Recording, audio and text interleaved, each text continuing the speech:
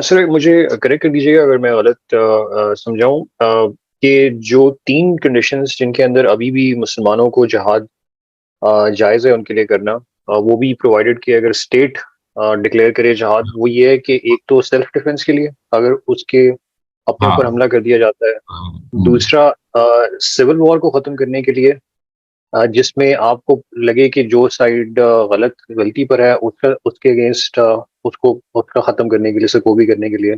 और तीसरा, अगर कोई रिलीजियस प्रोसिक्यूशन कर रहा है तो उस प्रोसिक्यूशन को ख़त्म करने के लिए। जी। तो ये दोनों देखें कुरान में बयान हुआ। तीसरा जो सेल्फ डिफेंस है वो तो कुरान बयान ही नहीं करता, इसलिए कि वो कॉमन सेंस पे है कि आप पे अगर हमला करेगा तो दिफा तो आप करेंगे। तो सेल्फ डिफेंस का जिहाद तो कुरान बयान नहीं करता, वो तो कॉमन सेंस की उसूल पे anyone has a right to defend his own territorial boundaries or her own territorial boundaries, तो वो तो है, that's understood, that's not mentioned in the Quran। दूसरे दो मेंशन हुए हुए हैं कि परसिक्यूशन या जुल्म और ज्यादती के खिलाफ अगर आप ये कर रहे कोई कौम ये कर रही है तो फिर जाहिर है पहले तो आप डिप्लोमेटिकली इसको हल करने की कोशिश करेंगे, you not go for the war option in the first place. पहले तो आप चाहेंगे कि भाई उनको समझाएं कि आप गलत कर रहे हैं। उसके बाद अगर आप समझते हैं कि आपने कोई कदम उठाना है तो फिर आज के दौर में एक और काम करना पड़ेगा, और वो ये है कि यूएन के जो चार्टर है उस पर नो वॉर का दस्तखत किए हुए हैं सारे 190 करीब ममालिक ने। तो अगर कोई ऐसी ममलिकत है कि जिसको अब ये काम करना है कि किसी दूसरी ममलिकत की सरकोबी करनी है, तो पहले तो आपने उस नो वॉर पैक्ट से अपने आप को डिसोसिएट करना है। आपको यूएन में जाके उसको पहले नल एंड वॉइड डिक्लेयर करना है कि I am not a party to this, we are now would like to have that particular nation punished, और उसके लिए हम ये काम कर रहे हैं। लेकिन देखिए इससे भी फिर पहले और ऑटोमेटिकली स्टेप आ जाता है क्योंकि इस वक्त यूएन मौजूद है और ठीक है उसके अंदर बहुत सारी डिस्क्रिपेंसीज हैं, वो अनजस्ट बुनियादों में बनी हुई है, उसमें 5 सुपर पावर्स को डिस्क्रेशनरी यानी वो वीटो का हक हासिल है वगैरह वगैरह।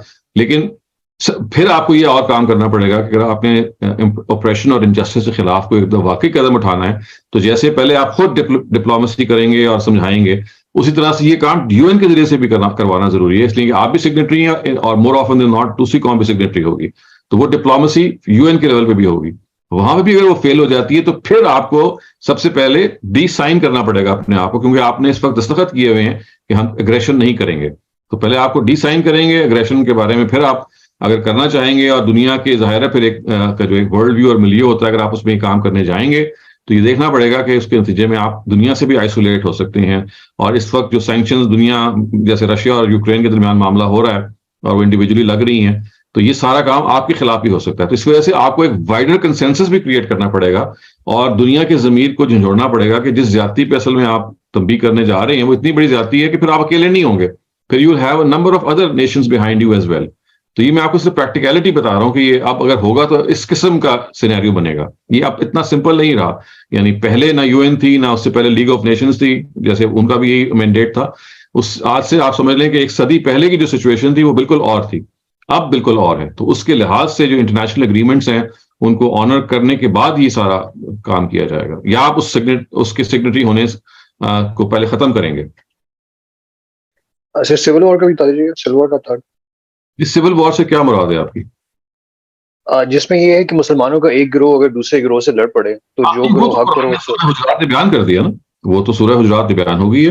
वो तो ये कहा है कि वइन ताइफतान मिनल मुमिनीन इक्ततलू फअस्लिहू बैनहुमा, कि अगर दो मुसलमानों के गिरोह या मुल्क लड़ पड़े तो आपने उसके अंदर मसालियत पैदा करनी है। अगर वो मसालियत नहीं पैदा करते तो यू कैन लिफ्ट आर्म्स।